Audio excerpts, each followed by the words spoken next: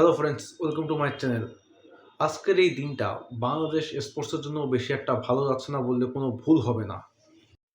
একদিকে যেমন Bangladesh cricket board জানিয়েছে ভারতে যে ক্রিকেট খেলা লাগবে এবং তারা ভারতে যে ক্রিকেট খেলতে চায় না বলে তারা ওয়ার্ল্ড কাপ খেলবে না। অন্যদিকে সাফ ফুটসাল চ্যাম্পিয়নশিপে আজকে পাকিস্তানের এগেনস্টে আমরা ৪ গোলে হেরে গেছি। পাকিস্তান স্কোর করেছে ৫টি গোল এবং বাংলাদেশ মাত্র ১টি গোল স্কোর করেছে। যার জন্য আমরা আজকের ম্যাচটা জিততে পারিনি। সো আজকের দিনটা স্পোর্টসের জন্য অ্যাকচুয়ালি বাংলাদেশের স্পোর্টসের জন্য একটুও ভালো গেল না। টুর্নামেন্টে অলরেডি মালদ্বীপ লিড করতেছিল এবং সেকেন্ড পজিশনে ছিল বাংলাদেশ। কিন্তু আজকের ম্যাচের পর পাকিস্তান সেকেন্ড পজিশনে চলে আসবে।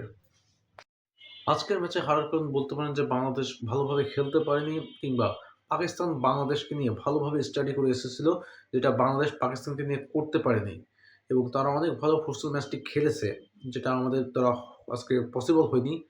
যে কারণেই হোক, স্পেশালি তাদের একটা প্লেয়ার হামজা, সে অনেক ভালো পারফর্ম করেছে।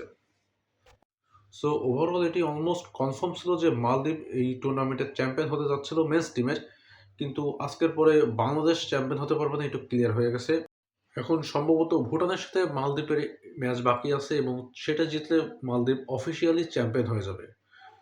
এই টুর্নামেন্টে কোনো সেমিফাইনাল ফাইনাল হবে না। গ্রুপ পর্বে যারা হচ্ছে পয়েন্ট টেবিলের সবচেয়ে টপ থাকবে তারাই চ্যাম্পিয়ন হবে।